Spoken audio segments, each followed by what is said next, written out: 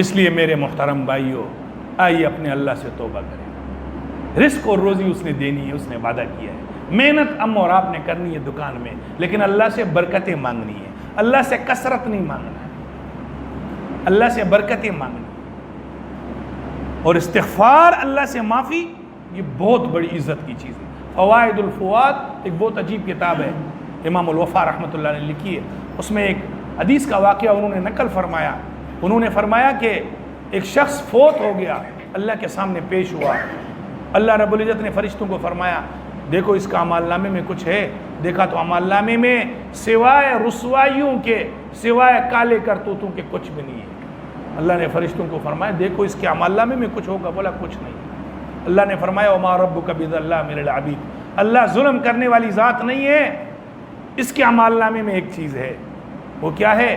ایک رات اس کی آنکھ کھلی اور اس نے کہا یا ربی، یہ جملہ کہا۔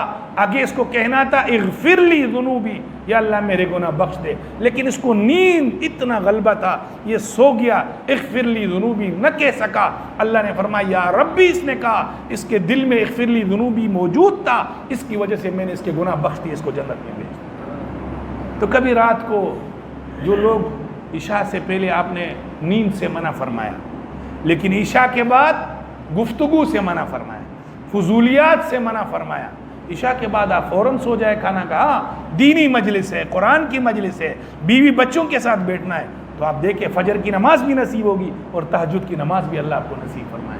اور جب تہجد میں 3 بجے اٹھ گئے اور اللہ کے سامنے 2 رکعت پڑھ کر کے اس کے سامنے تھوڑے سے اپنے 2 آنسو بہا دیے۔ میں عجیب بات آپ کو بتلاؤں، ہم مولویوں کی تنخواہیں بڑی مختصر ہے، بڑی مختصر تنخواہیں، اللہ کے گھر میں بیٹھ کر بتلا رہا ہوں، لیکن عجیب زندگی ہے ان دیوانوں کی۔ ولید ابن مغیرہ، قرآن میں اس کا ذکر ہے، 12 بیٹے تھے، ایک روایت میں 10 بیٹے تھے بدبخت۔ قرآن میں خلقت وحیدہ، کہتا تھا میرا جیسا تو کسی نے پیدا اللہ نے نہیں کیا، کہتا تھا میرے پاس مال بھی ہے، ذرنی ومن خلقت وحیدہ وجعلت له مالا ممدودا وبنین شہودا، مال بھی تھے، بیٹے بھی تھے، سب کچھ تھا۔ آپ سے پوچھتا ہوں میں، آج ولید کا نام ہے؟ آج کوئی اس 10-12 بیٹے جب اس کے ساتھ بیٹھتے تھے، مال و دولت تھا، آج کوئی اس کو پوچھنے والا ہے؟ نہیں۔ لیکن ابو ہریرہ جو بھوک کی وجہ سے مسجد نبوی کے باہر بے ہوش ہو جاتا تھا، حضرت عمر دوسرے آ کر کے ٹٹولتے تھے، بھائی مرگی ہو گئی اس کو، فرماتے تھے مجھے مرگی ورگی کچھ نہیں ہے، مجھے بھوک نے تنگ کیا ہے۔ لیکن آج بخاری مسلم ترمذی میں ابو ہریرہ کا نام قیامت تک کے لیے زندہ ہے، ولید ابن مغیرہ کا نام نہیں۔ قارون کا نام آج زندہ ہے، کوئی اس حوالے سے تو لوگ جانتے ہیں کہ زمین نے اس کو دنسا دیا ہے، لیکن ان لوگوں کا نام قیامت تک کے لیے زندہ ہے جنہوں نے کہا اللہ اور اس کے رسول کو پکڑو، موسیٰ علیہ السلام کی اطاعت کرو، دنیا اور آخرت میں تمہاری عزت ہے۔ قرآن میں اس کا ذکر موجود ہے۔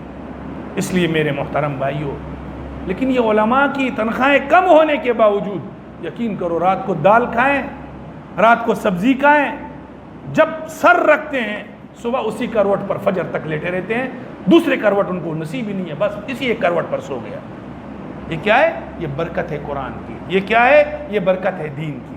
اس لیے قرآن سے وابستہ ہو جاؤ، اس لیے سنتوں سے وابستہ ہو جاؤ۔ میرے اور آپ کا کام یہ ہے جو ہمارے ذمے ہے، اللہ اور اس کے رسول کی اطاعت کرنا، رسول اللہ کی سنتوں کو زندگی میں جگہ دینا، اپنی اولاد کی دین کے مطابق تربیت کرنا، حلال رزق اور روزی تلاش کرنا۔ ذمہ اس کا ہے، دے گا وہ، عزت سے بھی دیتا ہے، بے عزتی سے بھی دیتا ہے۔ لوگوں کے پاس سب کچھ ہونے کے باوجود بے سکونی ہے، بے آرامی ہے، سب کچھ ہونے کے باوجود، لیکن دین سے وابستہ ہو جاؤ، نماز سے وابستہ ہو جاؤ، 5 منٹ 10 منٹ پہلے آ جاؤ مسجد میں، 2 رکعت نفل تحیۃ الوضو پڑھ لو، اللہ اکبر کبیرہ۔ یہاں تک کتابوں میں لکھا ہے کہ جو آدمی چاہتا ہے میری رزق اور روزی بڑھے، وہ وضو سے رہتا رہے، باوضو رہتا، وضو توڑ دیا وضو کر لیا، پیشاب کر لیا وضو کر لیا۔ اور دوسری، روزی بڑھانے کا سبب بدنظری سے اپنے آپ کو محفوظ رکھنا ہے۔ اور تیسرا، روزی بڑھانے کا سبب جو سب سے زیادہ روزی بڑھتی ہے جس سے، وہ رشتہ داریاں جوڑنے والے، ان کی روزیاں اللہ بڑی بڑھاتا ہے۔ اب یہ بتلاؤ، یہ سب کام میں سے ہم کوئی کام کر رہے ہیں؟ بھائی نہ وضو کر رہے ہیں، نہ غیر محرم سے اپنی نظر روکنے، نہ رشتہ داریاں جوڑ رہے ہیں، نہ کوئی اچھے کام کر رہے ہیں، اور پھر کہہ رہے ہیں ہماری روزی بڑھے۔ کیسے بڑھے گی؟ جو اسباب ہے، مسجد میں داخلے کا راستہ یہ ہے، مسجد میں داخلے کا راستہ یہ گیٹ ہے، ہم چھت سے اوپر داخل ہونے کی کوشش کر رہے ہیں، کیسے داخل ہو؟ اللہ رب العزت ہمیں رزق اور روزی فراخ اور برکتوں والی نصیب فرمائے، اور اللہ پاک دنیاوی تمام پریشانی اور دجالی فتنوں سے ہم سب کو محفوظ فرمائے، ہماری اولادوں بیوی بچوں کو اللہ نیک صالح بنائے۔ آخر دعوانا